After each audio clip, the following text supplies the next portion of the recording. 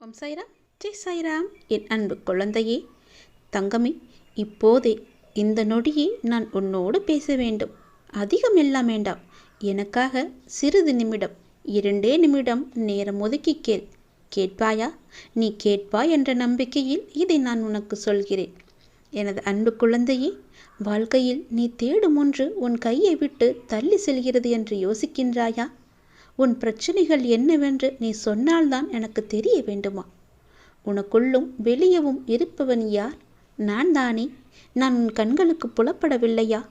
என்னை நீ மறந்துவிட்டாய் என்று நான் நினைக்கின்றேன். என்னை பல முறை வந்தும் பார்த்தும் என்னை நீ உதாசீனப்படுத்தி விட்டாய் என்று நான் நினைக்கின்றேன்.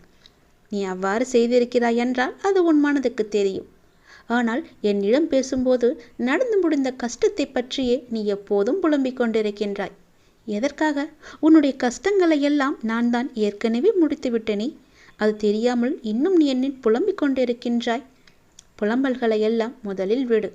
நான் உங்களிடத்தில் புலம்பக்கூடாதா என்றுதானே உன் மனதில் கேள்வி எழும்புகிறது. அப்படி உன்னிடத்தில் நான் கூறவில்லை. அதை நான் ஏன் கூறுகிறேன் என்றால் அதை தெளிவாக புரிந்து கொள்.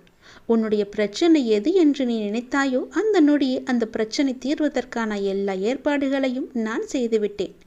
ஆனால் அது தெரியாமல் மீண்டும் மீண்டும் நீ புலம்பிக் கொண்டு என்னையும் உன்னையும் நீ வீணடித்து கொண்டிருக்கின்றாய். உன் மனதை நீ வீணடித்து கொண்டிருக்கின்றாய்.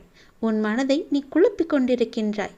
என்னுடைய துணை உனக்கு எப்போதும் இருக்கிறேன் என்பதுதானே நான் உனக்கு சொல்ல வருவது. அதை நீ புரிந்து கொள்ளவில்லையா? நீங்கள் நேர்மறை சொல்லை தன்னம்பிக்கையாய் உன் வாயில் இருந்து முச்சரிப்பதை நான் செவியில் கேட்க வேண்டும். எப்பொழுதும் உனக்குள்ளே முழுவதுமாக எதிர்மறை சூழ்ந்து எப்பொழுதும் உன் வாயிலிருந்து வரும் வார்த்தை எதிர்மறையாகவே இருக்கின்றது. அது வேண்டாம் குழந்தையே. நேர்மறையை மட்டும் பேசுவதற்கு நீ பழகிக்கொள். தொலைந்து போன பொருளை நினைத்து நீ வருந்துவதால் நீ பெற்றது என்ன என்று ஒரு நிமிடம் நீ யோசித்துப்பார். அதனால் என்ன பயன் உனக்கு கிடைத்தது என்று அதையும் நீ யோசித்துப்பார். தேவையற்ற அர்த்தமற்ற புலம்பலால் நீ உன் மன அமைதியையும் நிம்மதியும் தான் இழந்திருக்கின்றாய். சரிதானே? அப்படி இருக்கையில் தேவையற்ற புலம்பல் எதற்காக? நீ உன் மன நிம்மதியை நீ இழந்து விட்டாய் அல்லவா? அதற்கு நீங்கள் அடுத்து என்ன செய்ய வேண்டும், எனக்கு நல்ல வழி காட்டுங்கள் என விழிப்புடன் கூடிய புத்துணர்வான நம்பிக்கையை விடாமுயற்சியும் தான் உன்னிடத்தில் வர வேண்டும் என்று சொல்கிறேன். அதை நீ புரிந்து கொள். பிறகு நீ நினைத்ததை விட அதிகமாகவே ஜெயித்து கொண்டிருப்பாய். நீ ஒரு வைரக்கல். அதை நான் எவ்வளவு அழகாக செதுக்கி உன்னிடம் வைத்திருக்கிறேன் தெரியுமா?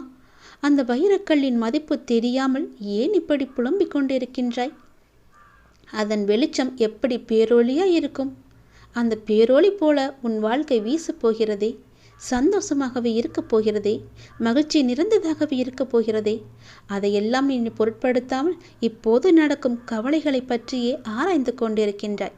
நான் தீர்த்து வைத்த பிரச்சனைகளை மீண்டும் மீண்டும் நீ புதிதாக தோண்டி தோண்டி ஏன் குழப்பிக் கொண்டிருக்கின்றாய்? எல்லாம் முடிந்துவிட்டது. நீ நிம்மதியாகவே இருக்கலாம்.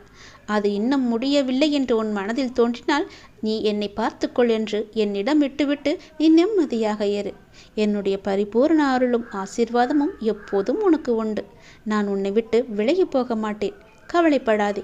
நீங்கள் ஜெயமாக வாழ வேண்டிய என்னுடைய பிள்ளை. நல்ல ஆரோக்கியம் பெற்று சிறப்பாக வாழ வேண்டிய என்னுடைய பிள்ளை. நிம்மதியான மகிழ்ச்சியான வாழ்க்கையை நான் உனக்கு கொடுக்கின்றேன். நீ சந்தோஷமாக இரு. எதை பற்றியும் நீ பொருட்படுத்த வேண்டாம்.